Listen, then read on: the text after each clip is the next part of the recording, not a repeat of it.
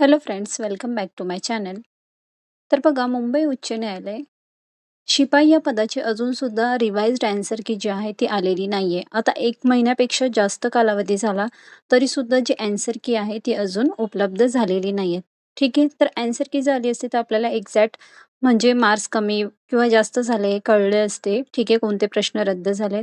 परंतु असं अजून काही झालेलं नाही आहे आणि कोणतीच सूचनासुद्धा अजून त्या पदासंदर्भात आलेली नाही आहे. ठीक आहे, तर सगळ्यांच्या मनामध्ये खूप सगळे प्रश्न आहे, की पुढच्या टप्प्याची जी तयारी आहे ती करायची आहे की नाही? की डायरेक्ट जी आहे ती लिस्ट लागणार आहे चापल्य विशेष अर्हता चाचणीची. तर या संदर्भात बरेचसे विद्यार्थी हे गोंधळात आहेत. परंतु आता आपल्याकडे वेळ आहे, तर तो जो वेळ आहे त्याचा आपण सदुपयोग केला पाहिजे. म्हणजे लिस्ट ही कदाचित अजून तरी लागलेली नाहीये आणि रिवाइज्ड आन्सर की कारण बराच काळ झालेला आहे. डायरेक्टली लिस्ट लागू शकते. तर आपल्याला पुढची जी तयारी आहे ती करावी लागणार आहे. ठीक आहे. तर बघा, जेव्हा आपण फॉर्म भरला होता तर त्याच्यामध्ये आपण विशेष अर्हता जो कॉलम होता त्याच्यामध्ये तुम्हाला माहीत असलेली किंवा अनुभव असलेली जे स्किल्स होते ते तुम्ही त्याच्यामध्ये फिल केले होते. ठीक आहे. तर तुम्हाला अनुभव असेल तर त्याचं सर्टिफिकेट असणार किंवा एखादी गोष्ट समजा मला जर स्वयंपाक करता येतो तर ती अवगत असते आपल्याला स्किल. तर त्या संदर्भात तुम्ही डिटेल्स त्याच्यात फिल केले असणार. तर बघा, जेव्हा विशेष अर्हता ही एक्झाम असते, चापल्य चाचणी सोबतच असते.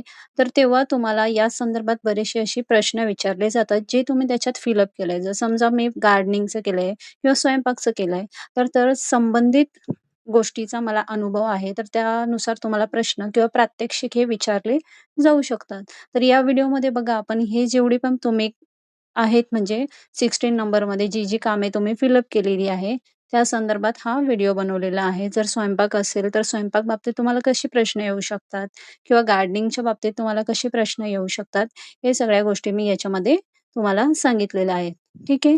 तर बघा, याच्यात सगळ्यात आधी आपण समजून घ्या, एखाद्याला विद्युत काम म्हणजे इलेक्ट्रिक वर्क जे आहे, त्याच्याबद्दल अनुभव आहे किंवा त्याच्याकडे सर्टिफिकेट आहे किंवा त्याला अनुभव आहे त्या गोष्टीचा. त्याच्यात बघा तुम्हाला असे प्रश्न येऊ शकतात. एम-सी-बी म्हणजे काय? फ्यूज का उडतो? अर्थिंगचे महत्त्व काय? शॉक लागल्यास प्रथमोपचार तुम्ही काय करणार?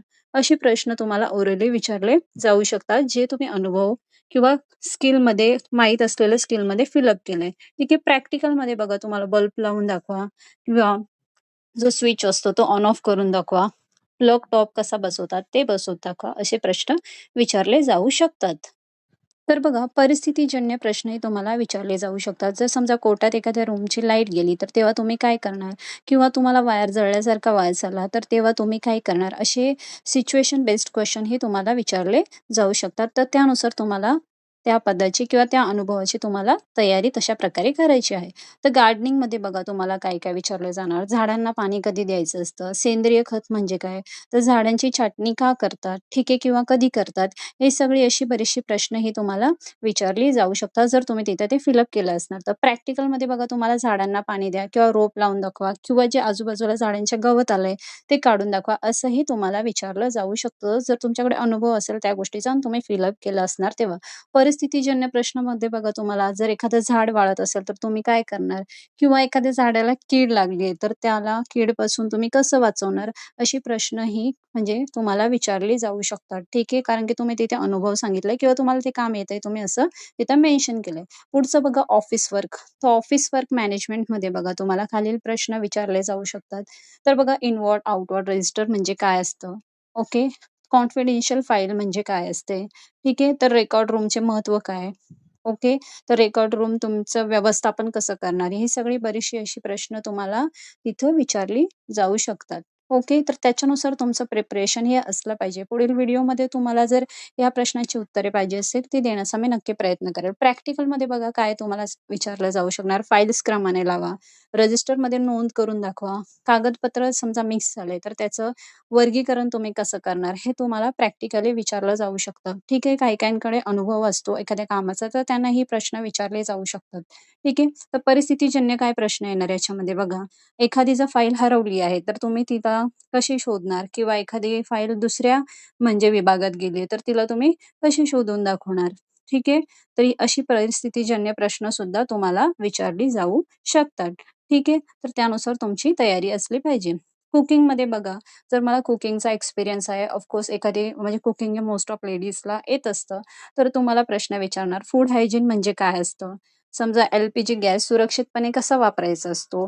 किंवा अन्न साठवताना तुम्ही कोणती काळजी घ्याल? अशी बरीचशी प्रश्नही त्याच्यामध्ये तुम्हाला विचारली जाऊ शकतात. एक्झॅक्ट हीच प्रश्न नाही, पण अशा प्रकारचे कोणतेही प्रश्न तुम्हाला विचारली जाऊ शकतात. ठीक आहे. तर बघा प्रॅक्टिकलमध्ये तुम्हाला काय सांगू शकतील, चहा बनवण्याची प्रक्रिया सांगा किंवा प्रॅक्टिकल तुम्हाला हे पण सांगू शकतील, जर तुम्हाला त्या गोष्टीचा अनुभव आहे किंवा एखाद्याने कोर्स पण केलेला असतो, तो स्वयंपाकघर व्यवस्थित करून दाखवा. ठीक आहे. अशीही प्रश्न तुम्हाला सिच्युएशन बेस्ड क्वेशन तुम्हाला विचारली जाऊ शकतात. ठीक आहे. परिस्थितीजन्य प्रश्न बघा, याच्यामध्ये समजा 50 लोकं जर आली आहे, तर तुम्ही त्यांच्यासाठी कसा चहा बनवणार? कशी म्हणजे लवकरात लवकर तुम्ही चहा बनवणार? ठीक आहे. जर गॅस गळती होत असेल वायू, तर त्याला कसं तुम्ही थांबवणार. ठीक आहे. तर बघा व्हिडिओ खूप मोठा होईल म्हणून मी अर्धेच याच्यामध्ये गोष्टी घेतलेल्या आहेत. ठीक आहे. तर व्हिडिओसाठी तुम्ही बघा पुढच्या व्हिडिओसाठी कमेंट्स करा आणि उरलेली जी कामे आहेत त्या संदर्भात नक्कीच मी व्हिडिओ बनवण्याचा प्रयत्न करणार. थँक